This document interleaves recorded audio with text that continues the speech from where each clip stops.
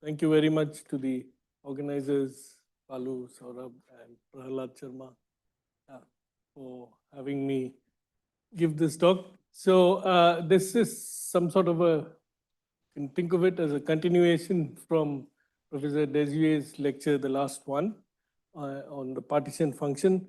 So the question that he spoke about was in how many ways can a given positive integer be written as a sum of positive integers.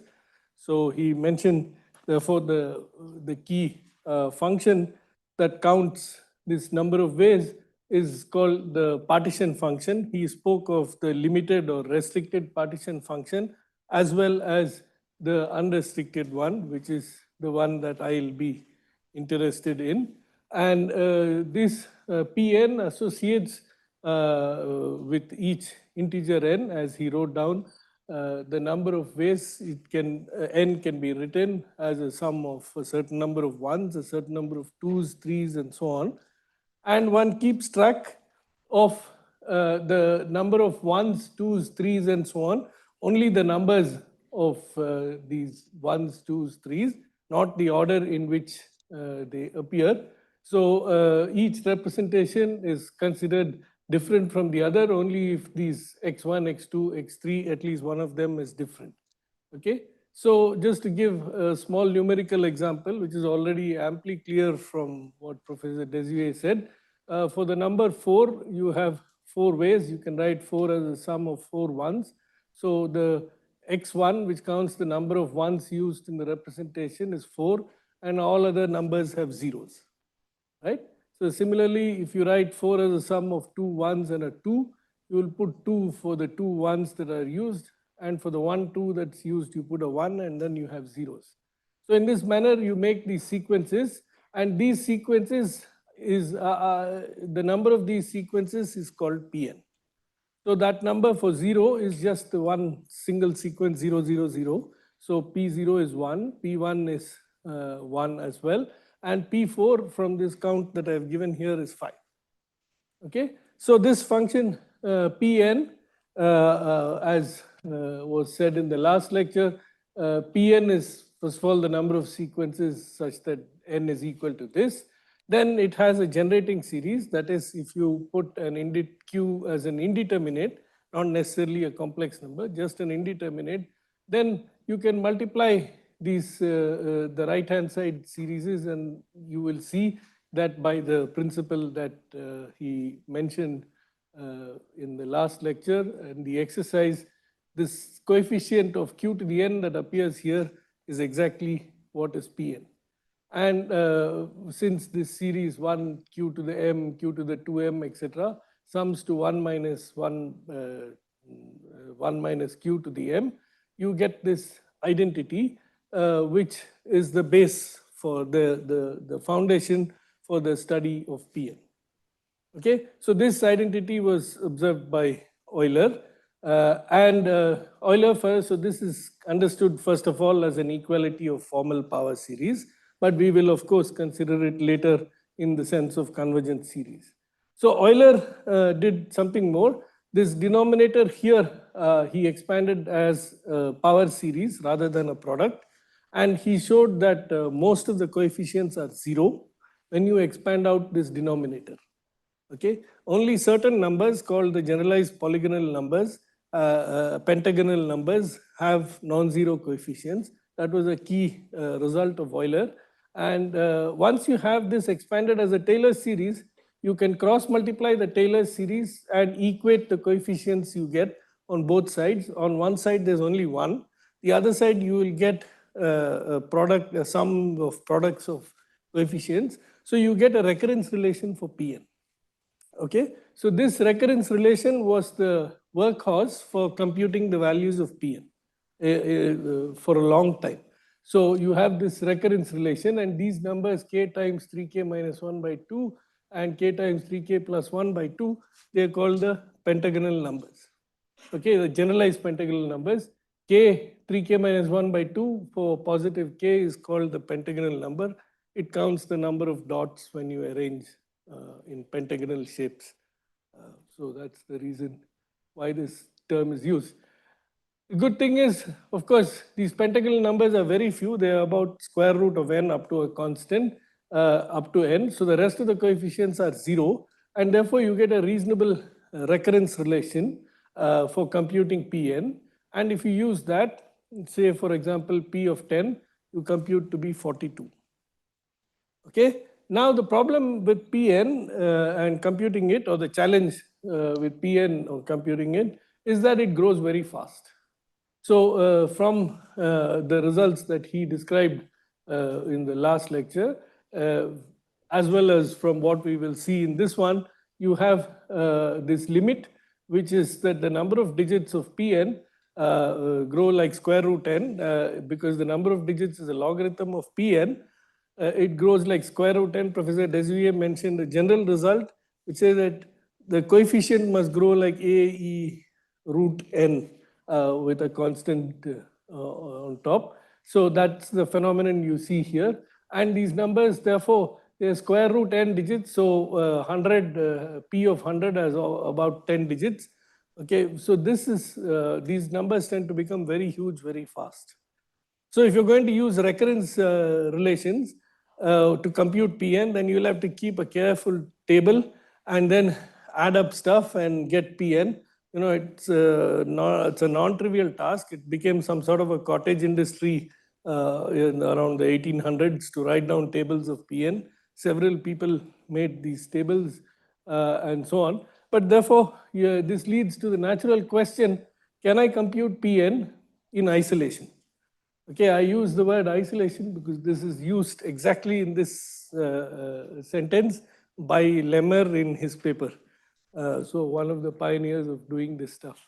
Okay, that is, can we obtain Pn without computing the previous values? Okay, so this is the question Hardy and Ramanujan addressed essentially. They obtained an asymptotic formula for Pn in their paper, which is this famous paper that laid the foundation for the circle method. It was published in 1918 or so. Yeah, 1918, I think, in the Journal of the London Math Society. So they gave a formula for Pn. So they defined this awesome looking sum. Okay, you have S n m for any two integers m, 1 by pi square root 8. And then you add, you have terms that vary with the parameter c. Okay, there's already an n which is there, which is the n for which you want to evaluate Pn. And then you get this sum. Now, this sum c goes up to m, so S n m is defined like this. There is c to the half, okay, everybody knows what that is. And there is an ACN, which I'll tell you what it is. And then there's a curious notation which is gone. It's a, what shall I say, pre-Bourbaki notation. So post-Bourbaki, such notation is no more used. What it means, d by dn, you remember n is the integer for which you want to evaluate Pn. You can't possibly differentiate with respect to that integer. What it means is you differentiate with treating n as a variable and then finally substitute that variable to be n. Okay, so you get this formula, and their theorem was that for any alpha greater than 0, there is a real number k alpha such that for all integers n greater than or equal to 1, you have this inequality. Pn minus Snm is up to n to the 1/4. The difference is less than some constant times n to the 1/4. Okay, so this was the statement. Now here is more details on what these terms are. So as I said, d by dn stands for this. You should differentiate this expression and then substitute x is equal to n. Okay, now next, what is ACN? ACN is just, ACN is a sum of roots of 24C roots of unity. Luckily for me, Professor Desuvier explained why 24 appears into this picture. It's because of the eta function. Okay, I won't, you can perfectly well write down explicitly what these roots of unity are. They are there, have been known for quite a while, but I won't do that during the talk. Okay, I'll stick to just saying that this sum of roots of unity, because the number of summands is over, all a's that are co-prime to c, so there are at most phi c of them. which is less than C. ACN trivially is less than equal to C. Okay. By the way, I must tell you, Hardy and Ramanujan used only this much information about ACN in their paper too. Okay. So the actual roots of unity that appear here can be a little complicated, but they are known. All right. So these are the terms in this series, and seen from now with this explanation, you have this expression S and M, and the formula of Hardy and Ramanujan said Pn minus Sn m, where m is alpha times root of n. So up to root n terms, if you take this series, you get an estimate which is n to the power 1/4. Okay. For large integers, this quantity here will become less than half. Because k alpha is fixed and n is going to infinity, it will become less than half. So your Pn is the integer closest to this Sn. Okay, because Pn is an integer. Right? Therefore, you see that for large n, you have an exact formula for Pn. It's given by this finite sum. You just evaluate all the terms of the sum and you will get exactly the number Pn for large n. Of course, I must tell you how large and give you explicit constants.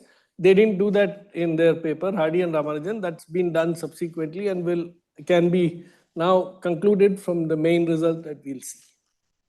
Okay, so this is the thing. But you see that this expression on the right hand side is not at all simple, right? It's a little complicated because this ACN, first of all, hides quite a amount of stuff. Nevertheless, it turns out that everything can be made explicit and you can actually compute Pn with this formula. Okay, so this was a sterling achievement. You must note that before this, people only used recurrences to compute Pn, and these guys gave a complete formula for Pn. Okay, so now three questions arise. If you look at if you were there around the time Hardy and Ramanujan did this work, first is to give an explicit bound for the remainder so that you can actually make computations with this formula. Okay. Next question is, does this series which approximates Pn so well actually converge to Pn as m goes to infinity? That's a valid question, right? If you put m is equal to alpha square root n, you get a fantastic approximate and in fact an exact formula for Pn. But if you let m go to infinity, does it actually converge to Pn? That's a question. If not, if it does not converge, can you give a convergent series? Okay, so it turns out that in fact this series does not converge to Pn. Okay, so and therefore it's natural to ask for a convergent series. Now, why does it not converge? After multiplication by pi square root n, you see the nth term or the cth term of this series is this. Okay, there is a pi square root 8 hanging around outside the formula. If you multiply that out, this is the cth term. And this cth term, if you do the derivative here, you will find that, remember that Sn is square root of n. So if you take its derivative and put it in here and multiply the Sn, you will actually get Sn cube here. The problem is that your exponential series begins with a 1 plus. Okay, so when you put this thing and divide by Sn, you will get 1 by Sn, which you must differentiate. Okay, so once you do that, you get a 1 by Sn cube. So the series starts with this 1 by Sn cube essentially, and there is an O of 1 by C square and so on, the rest of the term. Okay, so the cth term behaves actually like 1 by Sn cube c to the half ACN. And as it turns out, you can, and Lemmer proved this, there are infinitely many values of c such that c to the half times the mod of ACN is bounded below. Meaning there is a kappa positive such that c to the half mod ACN is greater than or equal to kappa. Which means that the nth term, the cth term of this series, there are infinitely many c's such that the cth term of the series doesn't even go to 0. Okay, so a series doesn't converge, obviously.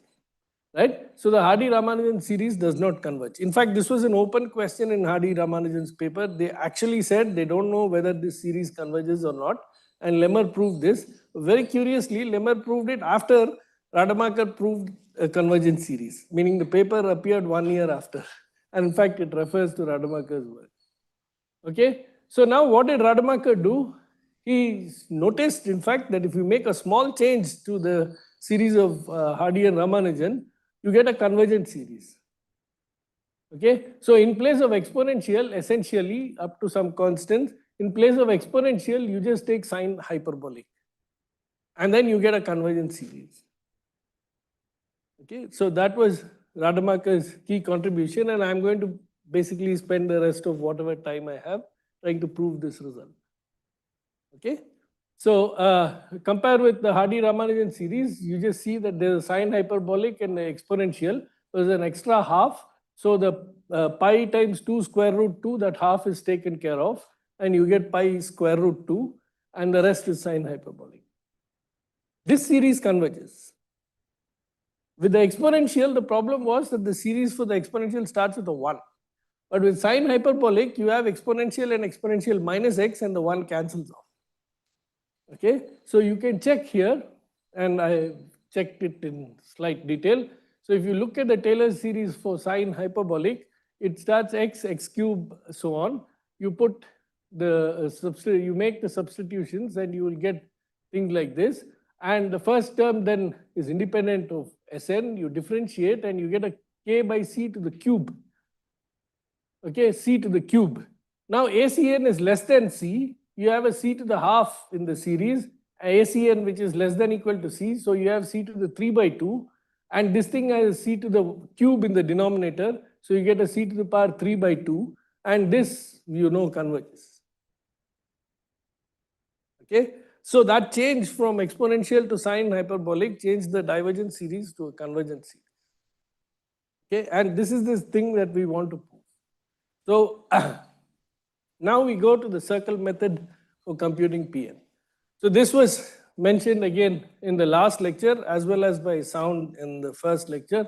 So we have this standard Cauchy integral formula. One, first of all, has to observe that this relation, which I mentioned is a relation of formal power series, is actually valid for Q taken to be a complex number in the open unit disk. That means mod Q less than 1.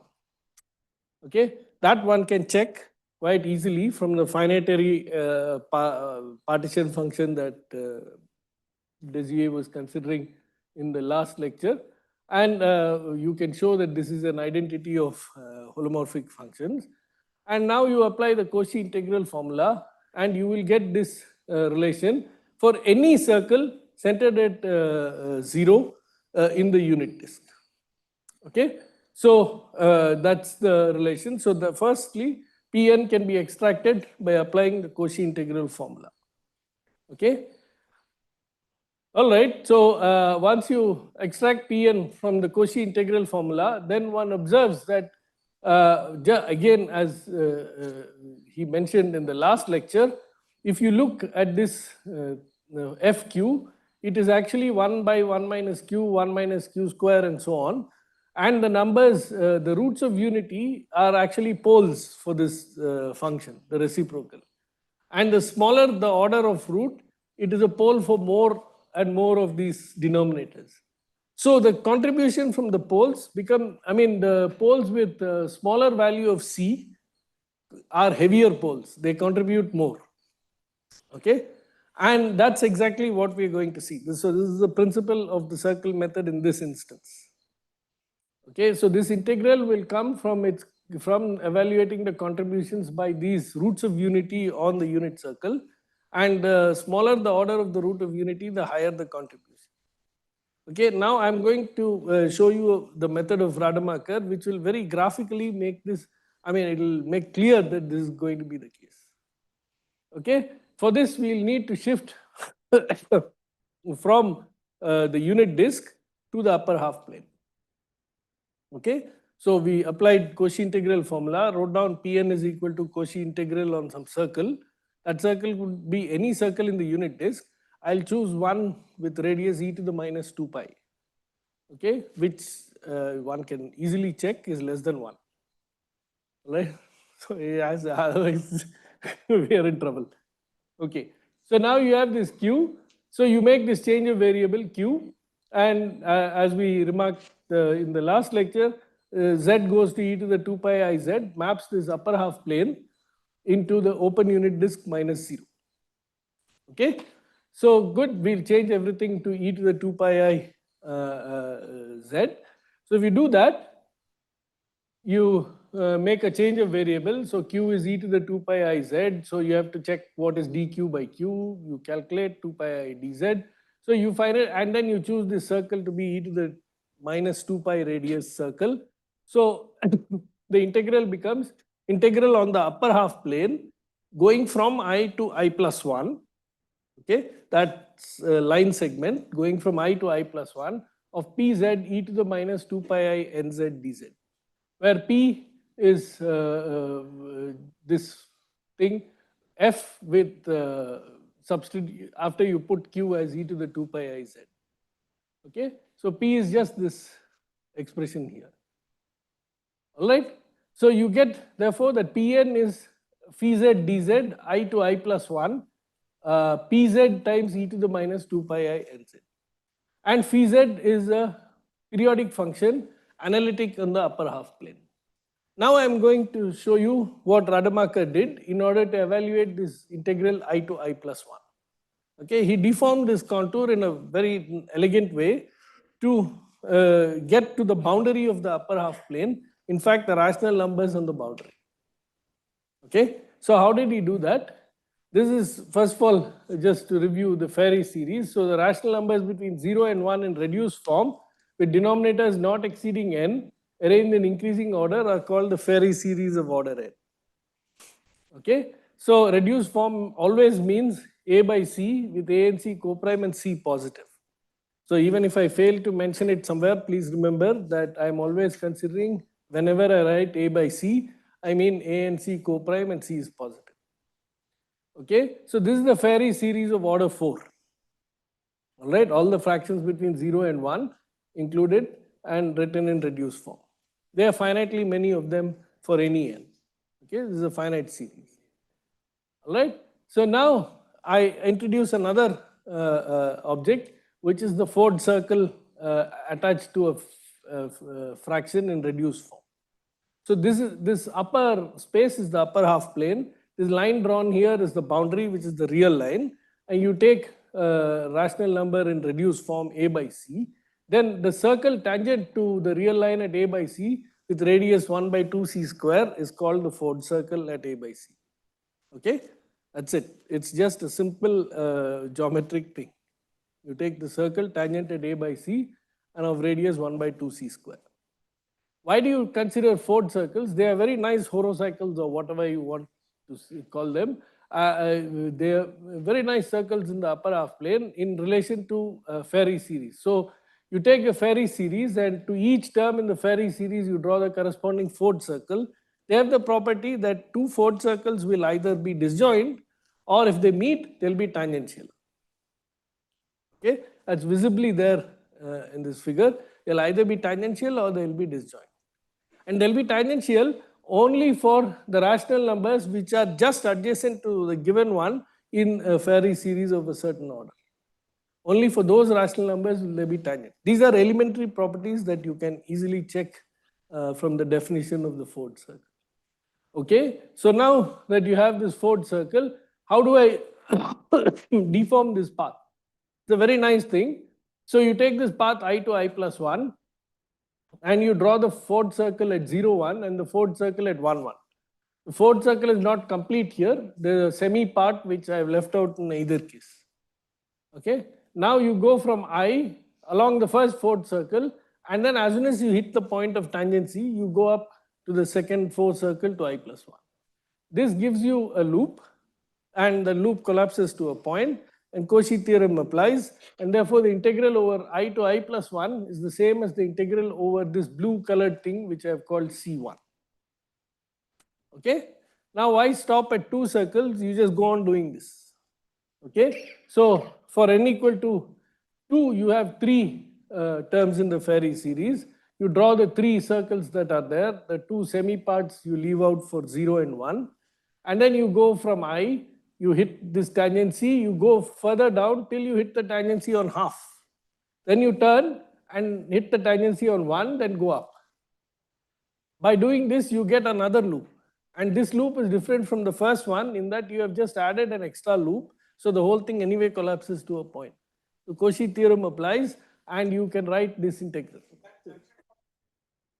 Which one? This one.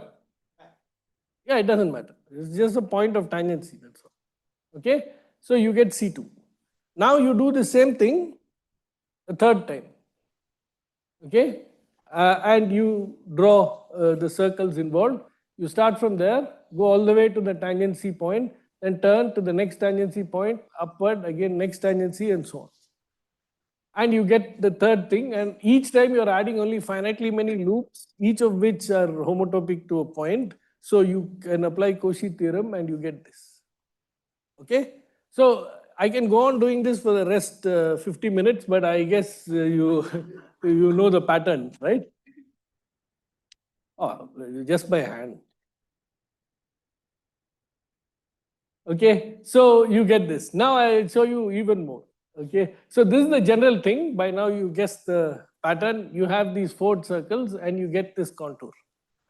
Now, so you can generally write integral I to I plus 1 phi z dz as the integral on this contour.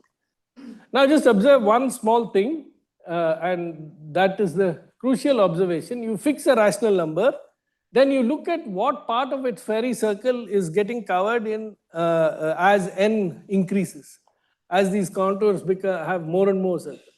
Because this rational number will be tangent to the 4 circles in the rational numbers that are just next to it in the fairy series. And the ones, if you fix a rational number, the ones next to it in a fairy series will have higher and higher denominators.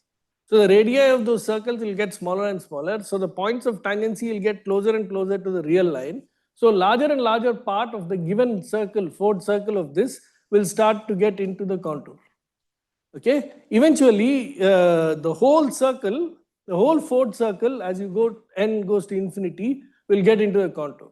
Not the whole 4th circle, to be very precise, the whole 4th circle minus the point A by C.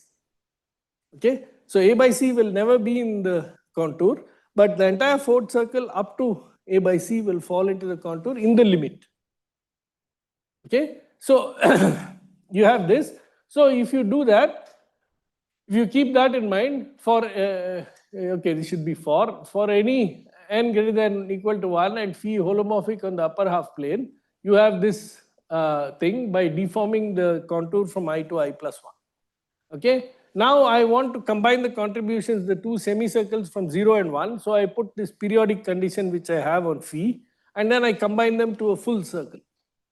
Okay, so if I do that, I'll get a relation like this. X is an element of Q, any rational number between 0 and 1 in reduced form. The corresponding 4th circle segment integral is equal to the integral from I to I plus 1. Now I want to pass to the limit, and so I just pass to the limit. So I see that integral from I to I plus 1 has this representation as a sum of integrals of phi on these 4 circles. Okay, I want to take the limit inside so that this limit Cxn will become the full 4th circle minus the point x. So I have to have some way of justifying interchange of sum and limit. I just don't bother, I simply assume that I can do it. Basically, I assume that this series is absolutely convergent. Okay, if it is absolutely convergent, then dominated convergence or anything will allow you to interchange these two, the sum and the limit, and you do that, and you get a very beautiful representation, which is what Rademacher used for any periodic function on the upper half plane. The integral from I to I plus 1 can be written as a sum of the integrals of phi on just these 4 circles which lie essentially on the boundary. Okay, so you have this integral from I to I plus 1, and suddenly it becomes a sum of integrals on these 4 circles minus the rational points at the bottom, and you get this infinite sum. Okay, it's all very pretty, but then you must see in terms of complexity, I have replaced one integral with infinitely many integrals. Okay, luckily there are only countably many integrals. But actually this simplifies the problem. Okay, so this is the essential idea of Rademacher's method, is to replace this integral I to I plus 1, which was essentially the integral for Pn. in terms of a sum of integrals corresponding one to each fourth circle. And you see that the ones corresponding to bigger denominator fourth circles, I mean rational numbers, the fourth circle is smaller and smaller. So if phi is reasonably uniformly behaving around the boundary, the contribution from fourth circles corresponding to rationals with bigger denominator is smaller. Okay. Now, how to evaluate? So this is now, if coming back to my problem, I have two things to check. Okay. One is I have to first check that this theorem applies, namely that this series converges. Okay. So once this series I know converges, I have this identity. Then the next problem is evaluate this integral. And if I do that, I will actually get Rademacher's series. Okay, so it's two questions. First, show exercise 1, show that this series converges, then apply theorem, and then evaluate each integral and conclude. Okay, that can be given as a full 50-mark question in any exam. Okay, so now let's check how this series converges. Series convergence is handled by looking at the action, because hidden behind all this is the fact that this function phi is very closely related to the Dedekind eta function, which has nice behavior on the upper half plane, as Professor Desuet said. Okay, so you use that, and so I just recall the action that he mentioned. So you have PQRS, and on any Z it acts like this. Okay, the action comes by taking Z in the upper half plane and thinking of it as a column matrix Z by 1, multiply the P as a linear transformation, you get a column matrix, and then put a bar between the two entries, and you get back the thing on Z. Okay, you have to check that it actually remains in the upper half plane when you do this, and so on. So, and the action on infinity is recorded as the point 1, 0. So the action on infinity is simply PQ acting on infinity will just be P by R. So infinity is taken to rational numbers P by R. Okay. So now the thing is, two things to observe. If look at a transformation that takes infinity to A by C. Any two such transformations which take to the same A by C, if G and G prime do that, then G inverse G prime stabilizes infinity. And it's very easy to see from this action that the stabilizer of infinity is simply the cyclic group generated by this element T, which is translation by 1. Okay, so you have this thing. Now, so infinity is taken to A by C is equivalent to saying that this line through I plus R, this line maps to the fourth circle at A by C minus AC. Okay, so this is a new interpretation for fourth circles. They are just the images of a fixed line, namely the line through I parallel to the real axis, I plus R, under a map which takes infinity to A by C. Okay, how do we check this? It's easy to see. You write AZ plus B by CZ plus D as A by C minus 1 by C square Z plus D by C. Now you look at what happens so you look at I plus R. The Z by D plus C is just a translation, so I plus R remains I plus R. Then you have the map minus 1 by Z, which is the inversion that Desuet spoke about in the last lecture. Such an inversion maps this line to this big blue circle. Okay, and then you have scaling by C, 1 by C square. So that big blue circle collapses to this small blue circle. And then you have to translate to A by C, so that blue circle rolls up to this red circle. Okay, so this sends I plus R to A by C. So this transformation G will take I plus R to A by C, if the transformation has the first column A by AC. Okay, so fourth circles are simply images of I plus R under a transformation which has first column AC. And there can be two such transformations. They'll take to the same fourth circle because they differ only by a translation, and translation will leave I plus R invariant. Okay, so that being the case, now one applies to the situation at hand. So you have this Fz, which is pk e to the 2 pi I kz, and then you add this extra root of 24th root of unity, because as was explained in the last lecture, this is the function with the nice properties. Not pk itself, not pk e to the 2 pi I kz itself, but along with this 24th root of unity. Okay, so you have this function phi z. Earlier, so phi z was this thing multiplied by e to the minus 2 pi I nz. But now I have put in this extra root of unity, so I must change n by n minus 1 by 24. Okay, in order for the same formula to hold, I should change n by n minus 1 by 24. Okay, so I write phi z as fz into e to the minus 2 pi I lambda z, where from now on lambda will denote n minus 1 over 24. Okay, now let x be a by c and g be a, b, c, d. So the first column is ac. Okay, x is in reduced form. Then you make this change of variable and your fourth circle integral becomes this. Okay, phi changes to f of gz, and then you have this lambda gz, dgz, and I plus r gets mapped to this c star. Okay, so we have to check that this sum of these integrals, when you vary over these g's which map infinity to various x's, if you sum it all, you will get a convergent thing. That turns out to be easy to check because of the fact that this Dedekind eta function that is there here has some nice properties. So I'll first write it in a coarse way because I only need to check absolute convergence. The Dedekind eta function satisfies this thing, this relation. Eta of gz is absolute value of cz plus d to the half times eta absolute value of eta z. Okay, that is true. In fact, more is true as was told in the last lecture, and we'll use the more part later. But for the moment, you see that f of gz is f of z by cz plus d to the half. Okay, and dgz just by differentiation is this.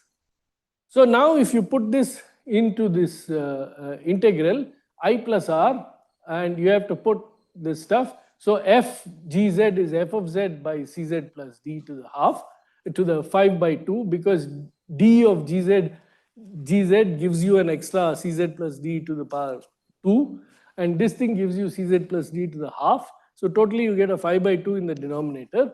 And now you have to check if this integral, how it behaves when you sum it. First of all, this integral on I plus r cz plus d, you see that d is a rational, c and d are real numbers, so, and z is varying on I plus r, so there's a minimum distance from cz plus d to this thing. So this is less than b times c to the power 5 by 2 times some absolute constant, which is the integral of z on I plus r. Okay, now I have to sum this over all x. Okay, so if I sum it over all x, that would mean I have to sum each x should be written as a by c, and then I have to sum something which goes like b divided by c to the 5 by 2. Okay, now each x is of form a by c. Now for a given c, there are many a by c's. How many of them are there? As many rational numbers as will have denominator in the lowest form is c. Okay, that's at most phi of c, the number of integers co-prime, so it's less than equal to c. So that c will cancel with this c to the 5 by 2 and give me c to the 3 by 2, which is the 3 by 2 that appeared when we were checking the convergence of the Rademacher series. So you know that this series converges absolutely, and so the theorem is applicable. Okay, so since the theorem is applicable, we will jump for joy, break for 5 minutes, and then apply the theorem. Okay, so we are here, we'll start in 5. Okay, so in the remaining 45 minutes, we will apply this theorem that I mentioned, which is this relation that is written on top. So we have so far proved that Pn, which can be written starting from Cauchy integral formula and changing the variable to e to the 2 pi I z, you can write it as an integral from I to I plus 1 of phi z dz. And this then by deforming the contour I to I plus 1, you can write it as a sum over infinitely many fourth circles associated to each rational number in reduced form between 0 and 1. Okay, so you get this infinite sum, and then we make a change of variable. We have these infinitely many Ford circles, and we transform them all to a single domain, namely the line parallel to the real line passing through I, which I am calling I plus R. Okay, so we will by making a change of variable, we change the C star x's, we replace uniformly with I plus R for every x. Okay, so once you do that, then this phi transforms because you're using the change of variable, and it transforms to essentially to f of z, which is the reciprocal of the Dedekind eta function. Okay, notice that it's not the eta function that appears here, but it's reciprocal, which is of importance in this thing. Okay, the eta function is a modular form of weight half with a multiplier. The reciprocal is a modular form of weight minus half with also the reciprocal multiplier. Okay, so you have this integral, and it is these integrals. So you see that each of these integrals, there is no x, whereas the sum outside seems to have an x. There's only a g. So you must always understand in the slides that follow that when I write g, it means the g associated to the x. There's not a unique such g. Okay, any such g. So if x is of the form a by c, then g has first column ac. And there are many g's like that, but any two g's differ only by translation. So their effect on all of these integrals will be the same. Okay, so you have this sum, and lambda is fixed to be n minus 1 by 24. And now I have to evaluate these integrals. Okay, now I plus R itself is considered this line, but in reality, I mean, in imagination, it is actually the Ford circle at infinity. Okay, I plus R is going through infinity.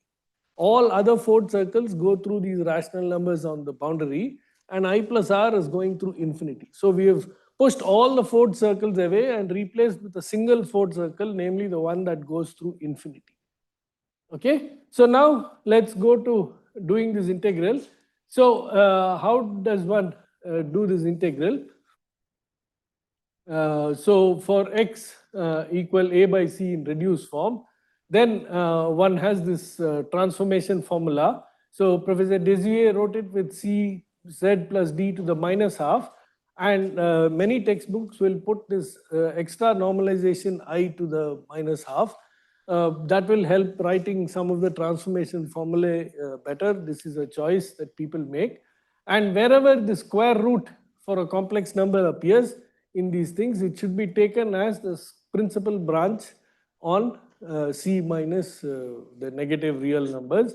The principal branch means the amplitude lies between minus pi and pi.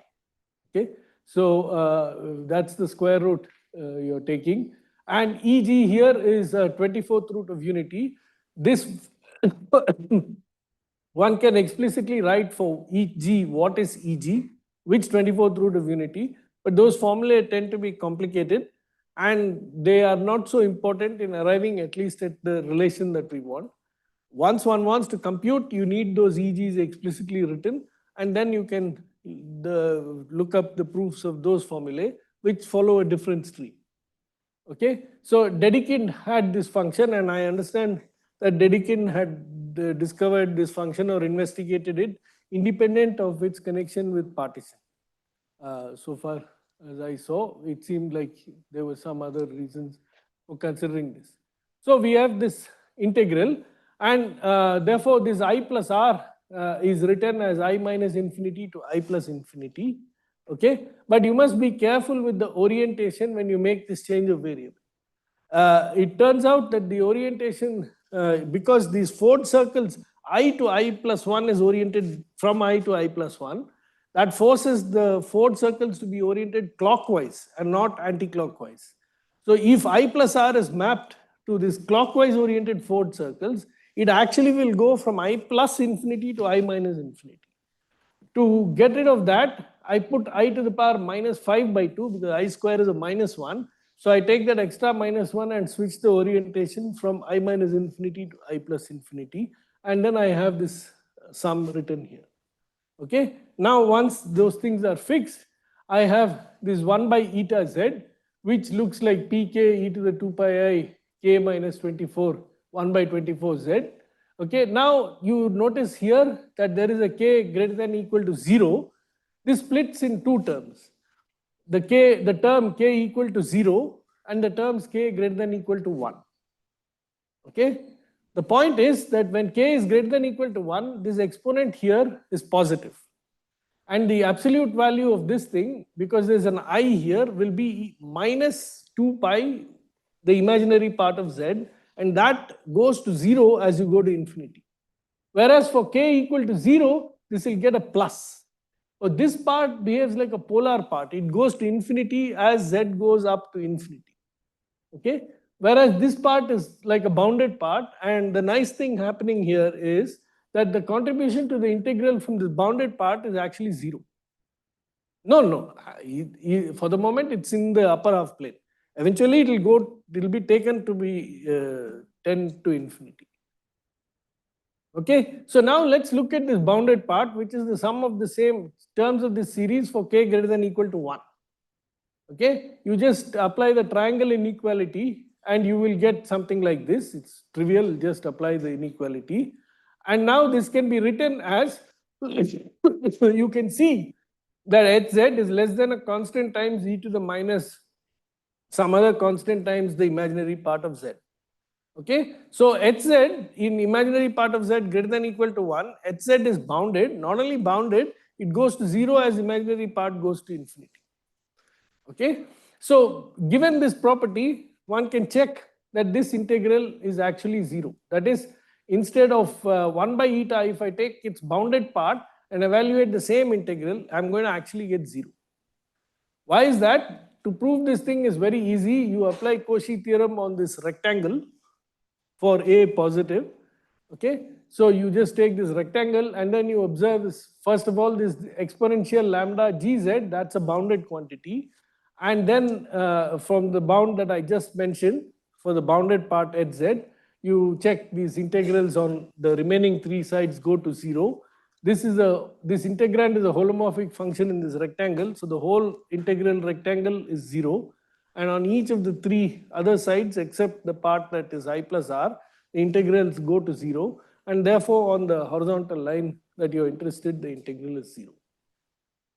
So you see that most of the terms in this sigma pk business, all the terms for k greater than or equal to 1 don't even contribute to the Fourier coefficient, to Pn.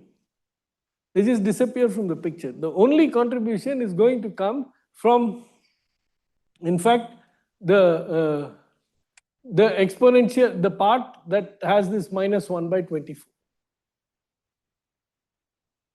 Okay, so the formula that we had earlier, which is this formula with an eta z, 1 by eta z, just keep this in mind. All I'm saying is this 1 by eta z is going to be replaced by just the first term here, which is e to the minus 2 pi I z by 24, because the contribution from the rest of the terms is 0.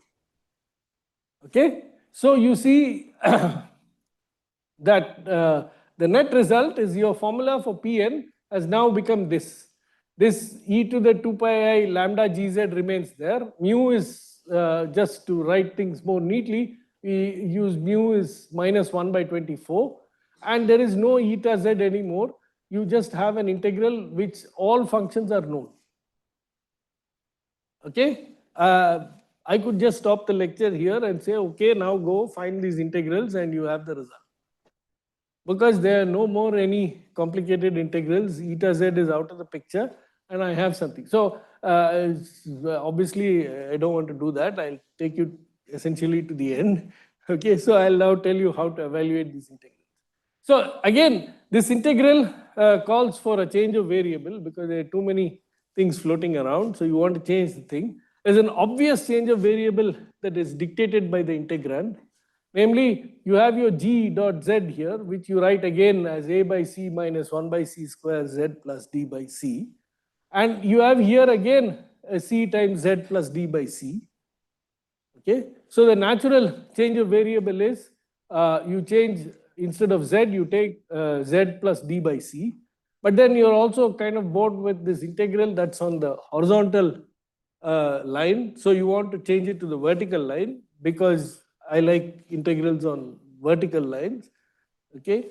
So I just multiply by an I, and then a 2 pi mu for a good measure will simplify things. Okay. So this is the obvious change of variable that you can make to this integral. And if you do this obvious change of variable, you will see that this integral becomes something like this. So you have e.g. integral I minus infinity to I plus infinity, cz plus d to the minus 5 by 2. You make this change of variable. Okay. And therefore the term from contribution from the term corresponding to a by c will become this thing. This big thing that's written downstairs is the contribution. You will have certain terms coming out, and then you have this w to the minus 5 by 2 exponential w plus some constant by times 1 by w. Why do you get the 1 by w? Because your gz has a z plus d by c in the denominator. And then you have, so you have a z here, which will just change to z plus d by c and give you an additive term. And then you have a 1 by z plus d by c in the denominator. So totally you will get a thing that looks like w plus a by w. Okay. So this is the form that you get. And now you have to calculate this integral. Okay. Now let's look at this integral. So I write this complicated integral, that complicated looking integral, as I c lambda. Okay. And then I have a c 2 pi by mod mu to the minus 5 by 2. And then I have this epsilon g root of unity, and then some adjustment terms that are coming out of this change of variable. Okay. And I have to sum this over all x equal a by c. For each a by c, I have to do this. But note that for each a by c, if I fix c, this integral no more depends on a. So I'll get a sum of roots of unity here, which is epsilon g times this e to the minus 2 pi I lambda a mu d. And these are roots of unity to the power c, meaning cth roots of unity with a 24, because there's a lambda which is n minus 1 by 24. And these epsilon g's are also 24th roots of unity. So totally this product is a 24th cth root of unity. Right? So you get 24th cth roots of unity summed for each a by c, okay, for a fixed c, and this integral is the same. So IC comes out, and I have to first check how to do this integral. Okay. Now this integral, it's there are many ways of doing it. This is basically a Bessel function. Okay. But how to do this integral? Okay. One step would be you consider instead the integral, same integral, you replace 5 by 2 with 3 by 2. Okay. Call that j of lambda. If I differentiate this with respect to lambda, then I'll get an a by w out. That will change the 3 by 2 to 5 by 2. So I'll get back my original integral. So the integral I want is related to the integral j by differentiation with respect to lambda. And then there is these constants that are there anyway. Okay. So I see that IC lambda times this constant is equal to this constant times the derivative of j with respect to lambda. So I have to calculate the integral with respect to 3 by 2 rather than 5 by 2. Okay. Now, so this is the integral that we are to calculate. It doesn't depend on what this value of a is. For any a positive, this integral has a fixed value. If for any given x, it's equal to this expression. I think the x should lie outside the square root rather than under as it's written here. That's an error. Okay. Now you have to check this integral. I claim, okay, at this point I just escape and say this is a standard integral. But it's not so difficult, even if you didn't know about Bessel functions, to check that this is equal to that. You could actually Taylor expand the exponential x square by 4 by w, Taylor expand it, and show that the sum and the integral can be reversed. Okay, and reverse the sum and integral, and then you will get an integral which is classically related to the reciprocal of the gamma function. You put that in, and you will recognize the Taylor series for sine of hyperbolic. Okay, so that way you could do this integral without knowing fully that it's the Bessel function. But if you knew, you would already know. If you already know, there's no need to tell. If you don't know, well, so anyway, okay. Therefore, you by this method, you compute that this integral is exactly given. This j lambda is given by this sine hyperbolic. Since Sn in my earlier slides was exactly the square root of lambda, because lambda is n minus 1 by 24, and I had put Sn as root of 1 minus n minus 1 by 24, I get precisely this thing in terms of Sn. Okay, now I put this back, and j lambda is this. So my IC lambda comes to be equal to this. Okay, and therefore I have evaluated IC lambda, and after I cancel off various common factors, you see there's a minus 5 by 2 C, and in here there is a 3 C. All these things just cancel off, and eventually I simply get a C to the half pi square root. Okay, that's just some minor algebra here. So I have evaluated this integral, and now I must recognize that d by d lambda is the same as the classical notation d by dn, which is to be understood as differentiate with respect to n as if it were a variable, and then substitute n equal n. Okay, so if you do that and rewrite in classical notation, you will finally see that what we wanted, which is the expression for Pn here, this IC lambda gets evaluated as this integral, and the rest of it gets summed as ACN, the sum of exponentials, and that's the Rademacher formula. So you see that the proof of the formula is now schematically not particularly difficult. You express Pn as this integral from I to I plus 1, then do this clever deformation of contour to write it as a sum of integrals on Ford circles, then make a change of variable and transform all the Ford circles to I plus r, which is considered the Ford circle through infinity. Then you look at the function, the integrand 1 by eta, and say that its non-polar parts will not contribute anything to the integral. So only the polar part, which is given by this exponential by 24, remains. And once you put that in and make changes of variable, you get the formula. There's one small thing I had to attend to which I did not. Namely, if you look at the sum of roots of unity, you see that they seem to depend on this d. Okay, though b doesn't appear here, your matrix is A, B, C, D, and they seem to depend on d. But actually, the fact of the matter is that this EG times this thing depends only on lambda, mu, and A by C.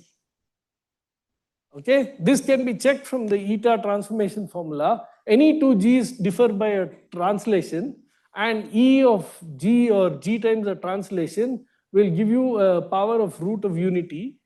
So EG itself can change.